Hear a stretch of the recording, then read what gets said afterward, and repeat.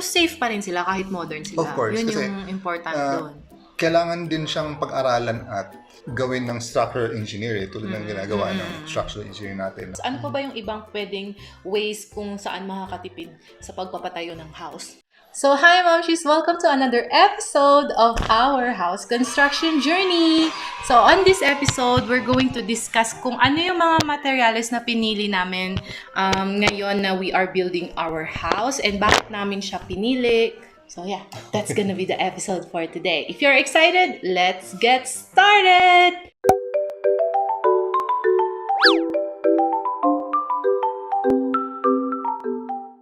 Yung unang pinakonsider sa atin ng architect natin is at saka contractor is whether gamitin namin yung traditional na reinforced concrete na mga beams or gumamit tayo ng I-beams. Our advantage ng reinforced concrete is maraming nakakaalam kung paano gawin yun. 80% ng residential houses, ganun yun eh. 80 to 90% ng residential houses is yung traditional na buhos na mga beams. So, yun yung advantage nun. Pangalawang advantage din ng ganun is yung mga materials are readily accessible or available kung nasaan man. Kasi kailangan lang dyan is yung kabilya lang, at saka semento, at saka graba at buhangin. Yun. Ang disadvantage naman nun is, of course, medyo may kamahalan ka sa formwork. Yung forma. Kasi kailangan mo dyan, traditional ginagamit siya yung coco lumber at saka plywood. Or ngayon, phenolic board na ngayon. Na popormahan yun para bumuo yung semento at tumigas. The second disadvantage nun is medyo may katagalan siya na gawin. Kasi ang pagporma lang, it takes a number of days to do it. At saka ang pagpatigas ng semento, at least 2 weeks yan pagpapatigas ng semento bago mo tanggalin yung formwork. So, kung nagmamadali ka, hindi yun yung siguro ideal na gagamitin mo. So, yung isang kinonsider namin din is yung I-beam. So, yung I-beam, tulad ng ganito yung itsura nito, buo na to, lalabas siya sa factory, nakasukat na siya sa kailangan mo. So, siya yung ipapalit mo doon sa sementong beam. So, magiging bakal yung mga beams mo. Ang advantage niya is mabilis siya gawin. Second advantage niya is mas yung profile niya maliliit lang siya compared sa mga beams na semento kasi makikita mo pag mga bahay malalaki yung beam, kita-kita yung mga beams sa kisame. Pero yung I-beam hindi natatago siya. The third advantage is pag lumindol siya, nag-sway lang siya hindi siya nag-crack. Hindi tulad siya ng semento na pwede mag-crack. The fourth advantage is napakabilis niyang gawin. Kasi once dineliver siya sa construction site, ang pagbubuo, mabilis lang siya. Hindi mo na kailangan antayin na tumigas yung semento kasi walang semento siya bakal talaga siya. Ang gagawin lang yan is ibo-bolt lang siya at i-welding together. And that's it. Makikita mo ang pag-assemble na it just takes a week for them to assemble per floor, depende sa size. Siyempre, disadvantage naman niya is may kamahalan siya ng konti kaysa sa semento. Pero kung anong matitipid mo naman doon sa formwork kasi wala ka masyadong formwork na kailangan.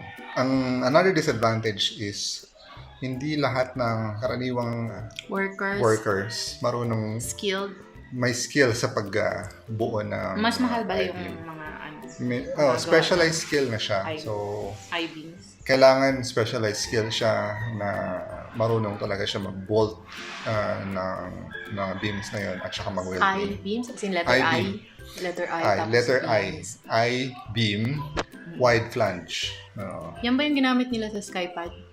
Yun yung ginamit nila sa Skypad. Sila Crazy and si Slater Young. At saka yun din yung halos karamihan na ginagamit nila sa high-rise buildings sa Manila. Kasi madali siya buuin. At saka earthquake-proof siya, nag-sway lang siya. Ito na mga call center. So yun yung kinonsider namin. Concrete slab kami or mag-steel deck. Pareho din yung concept. sa flooring, Sa flooring. ng second floor and third floor.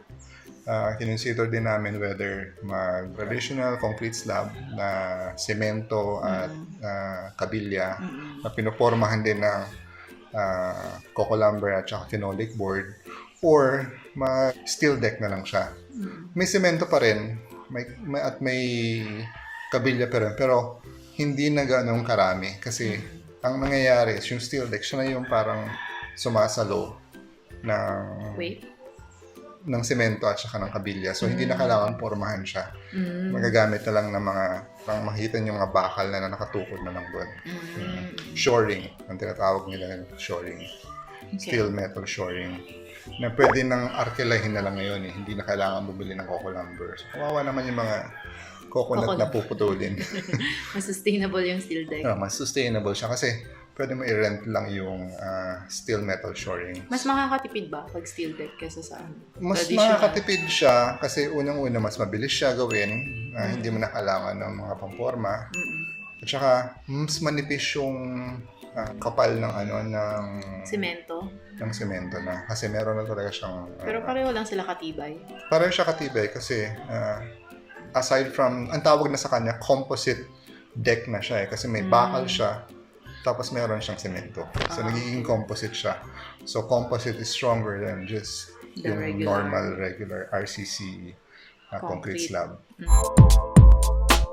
The third na consideration namin is whether gagamit kami ng hollow block, yung tinatawag na CHB, hollow block, or gagamit kami ng smart blocks.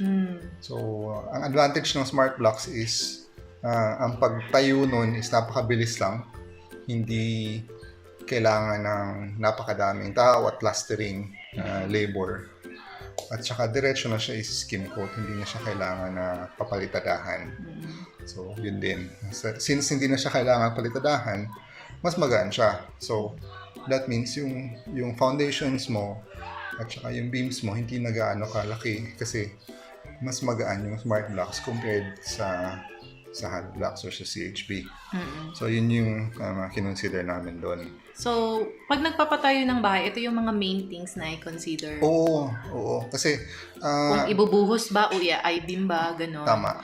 Kasi malaki yung gastos doon sa part na yun. Correct. That's a good question. Pag nagpapatayo ka ng bahay, 50% ng igagastos mo dyan is sa structural. So, ano yung structural? Ito yung mga footings. Ito yung foundation, footings. Ano yung footings? Ito yung parang paa ng house? ng house mo. Ito yung foundation mo. So, lahat ng structural members, lahat ng masonry works, it will comprise at least 50 to 55% ng cost mo ng bahay mo. So, kung maayos ang decision mo sa pagpili ng material na gagamitin mo doon, malaking tipid na kaagad. Kasi, if you're gonna ask me, kung saan ka magkakaroon ng napakalaking impact kung ikaw nagpapatayo ng bahay at saan yung decision making mo na it will give you a lot of savings, doon ka sa structural magde-decide ng maayos. Doon ka maghahanap ng maayos na materials kasi doon yung napakalaking impact sa costing.